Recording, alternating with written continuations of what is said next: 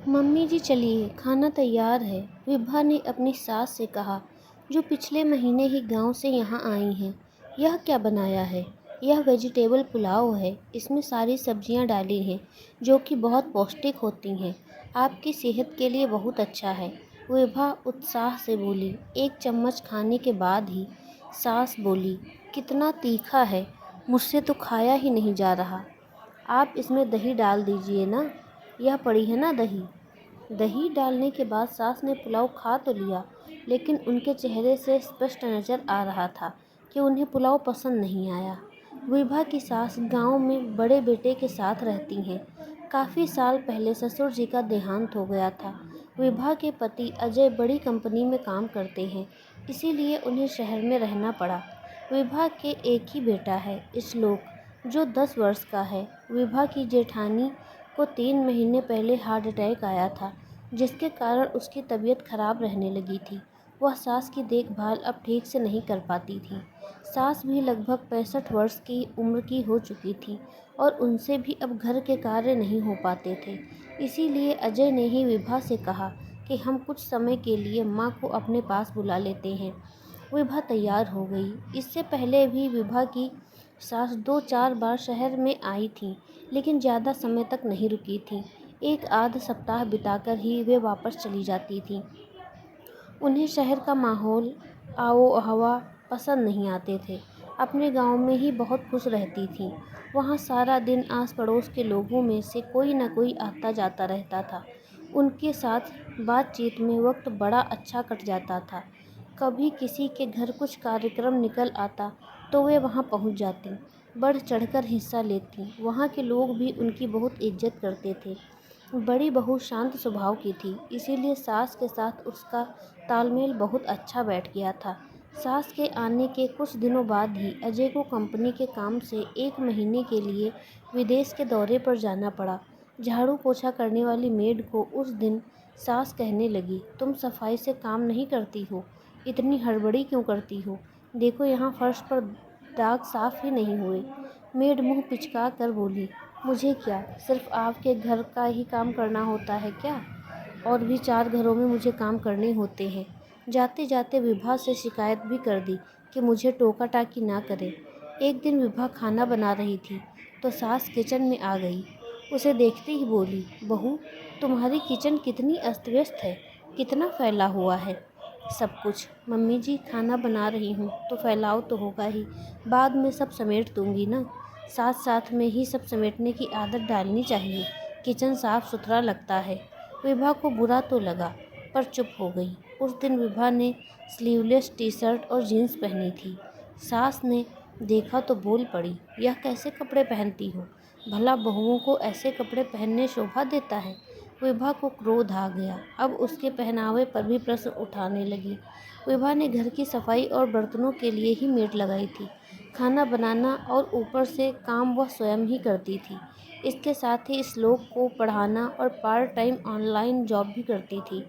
Salwar suit, T shirt कैफरी या T shirt jeans आदि पहनावे में वह बड़ा कंफर्ट महसूस करती थी।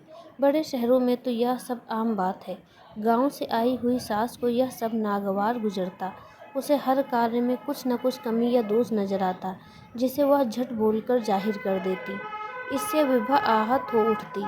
अजय को फ़ोन पर यह सब वह नहीं बताना चाहती थी, कहीं वह परेशान न हो जाए। आखिर अपनी मम्मी को उसने सारी परेशानी बताई। मम्मी ने उसे समझाते हुए कहा, देखो बेटा, तुम्हारी सास गांव से आई है, उसे शहर के रीति रिवाज और दिखावे के बारे में कुछ भी नहीं पता। दूसरी बात, बुजुर्ग लोग बच्चों से प्रेम और आदर सम्मान चाहते हैं। इसके अलावा उन्हें दूसरी चीज़ों की ज़्यादा ज़रूरत नहीं होती। शादी एक समझौता है, सहनशीलता और समझौते को मजबूरी नहीं समझना चाहिए, बल्कि यह तो मनुष्य की शक्तियाँ हैं। इसीलिए तो सहन करने को सहन शक्ति कहा जाता है। तुम थोड़ा सा धैर्य रखो, सास को थोड़ा आदर मान और प्रेम दो, धीरे धीरे सब ठीक हो जाएगा। दूसरी बात, वह हमेशा के लिए तो तुम्हारे पास आई नहीं है, कुछ समय के बाद वह चली भी जाएंगी, तो उन्हें खुश रखना एक तरह से तुम्हारा फर्ज भी है। क्या फ़र्क पड़ता है अगर उन्होंने कुछ कह दिया? और हम चुप हो जाएं। मैं भी तो गलती होने पर तुम्हें डांटती थी ना। जब माँ के कहने पर गुस्सा नहीं आता तो सास के कहने पर क्यों गुस्सा करना? वह भी तो तुम्हारी माँ ही है ना। ऐसी बातों पर ध्यान देना और टेंशन लेना कुछ समय के लिए बंद कर दो। अगले दिन ही सास की कमर में जोरों से दर्द उठा। उससे हिला भी नहीं जा रहा था। विभा परेशान हो गई। उसने कैब बुलाई और सास को धीरे धीरे चलाकर कैब में बिठाया और डॉक्टर के पास ले गई। डॉक्टर ने बताया कि उनकी नस में दबाव आ गया है, इसीलिए कुछ दिन उन्हें बिस्तर पर ही आराम करना चाहिए। घर आकर सास विभा से बोली, तुमने कैब क्यों बुलवाई? कितना सारा पैसा खर्च हो गया, ऑटो में ही चले जाते। मम्मी जी, आपको इतना दर्द है, ऑटो में कैसे जा सकते थे? फिर आप पैसे की परवाह क्यों कर रही हैं? मैं आपसे तो नहीं मांग रही हूँ, मुझसे नहीं मांग रही हूँ, लेकिन मेरे बेटे की कमाई तो है। पैसा कमाना कितना मुश्किल काम होता है। औरतों को बड़ी किफ़ायत से घर चलाना चाहिए, कहीं भी व्यर्थ पैसा नहीं गंवाना चाहिए। बड़ी बहू को देखो कैसे सलीके से घर चलाती है। विभा सास की बात सुनकर हैरान रह गईं। कैसी सोच है इनकी। मुसीबत में अपने दवा दारू पर खर्च करने को भी फिजूल खर्च कहती हैं, लेकिन बहस करने से क्या होने वाला है। इसीलिए वह चुप लग गई। बहू, मेरे पैरों में बहुत दर्द हो रहा है, थोड़ी तेल की मालिश कर दो। सास के कहते ही विभा तेल की शीशी ले आई और उनके पैरों की पर मालिश करने लगी। इसके साथ ही गर्म पानी से सिकाई भी कर दी। सास को खाना भी बिस्तर पर ही लाकर देती, उन्हें तकिए के सहारे बैठाकर खाना परोस कर देती और स्वयं भी आते जाते पूछती, कुछ और चाहिए मम्मी जी?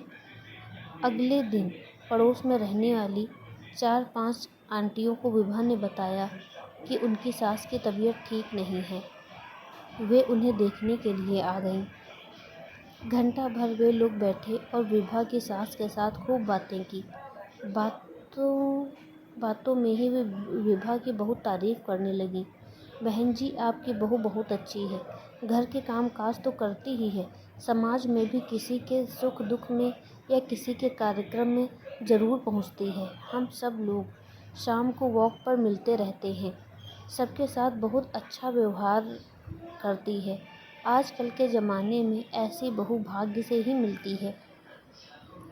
आपकी भी कितने दिल से सेवा करती है। धीरे धीरे विभा की सास की सोच में भी परिवर्तन होने लगा। बिस्तर पर लेटे हुए वह देखती रहती कि सवेरे से शाम तक विभा किस तरह का हर कार्य को अच्छे से निपटा रही है। फिर उसे स्वयं ही महसूस होने लगा, यह भी तो थक जाती होगी, मुझे किसी चीज़ की कमी नहीं महसूस होने देती, हर तरह की सुख सुविधा दे रही है, फिर मैं क्यों परेशान हो रही हूँ। उस दिन विभा अपनी सास को स्पंजिंग कर रही थी। अचानक उन्होंने उसे गले लगा लिया और बोली, बहू, सचमुच मैं भाग्यशाली हूँ जो मुझे ऐसी बहू मिली। तुम्हारी मम्मी ने तुम्हें इतने अच्छे संस्कार दिए हैं, तभी तो तुम सभी कार्य जिम्मेदारी से करके मेरी सेवा भी कर रही हो। मैंने कई बार तुम्हें डांट दिया होगा या कुछ ऊंच नीच कह दिया होगा, तुमने कभी पलटकर जवाब नहीं दिया, वरना आजकल की बहुएं कहाँ सहन करती हैं। वैसे भी माँ की डांट में प्यार भी होता है, वह बुरी नीयत से कभी नहीं डांटती। तुमने बुरा तो नहीं माना? मेरा आशीर्वाद सदा तुम्हारे साथ है। तुम इसी तरह खुश रहो, जिम्मेदारी से अपने कर्तव्य निभाओ और उन्नति करती रहो। खुशी से विभा की आंखें सजल हो गईं। सचमुच अगर थोड़ी सी धैर्यता, सहनशीलता रखी जाए तो सास बहू का रिश्ता कितना प्यारा होता है। टीवी सीरियल वालों ने तो इस रिश्ते को बहुत बदनाम किया हुआ है, लेकिन असल ज़िंदगी में वैसा थोड़ी होता है। इस बात को समझने की ज़रूरत है। दोस्तों, आपको कहानी कैसी लगी? थोड़ा सा धैर्य व सहनशीलता रखने में कई बार बड़ी बड़ी मुश्किलें भी आसान हो जाती हैं। कहानी पसंद आने पर उसे लाइक, कमेंट और शेयर ज़रूर करें।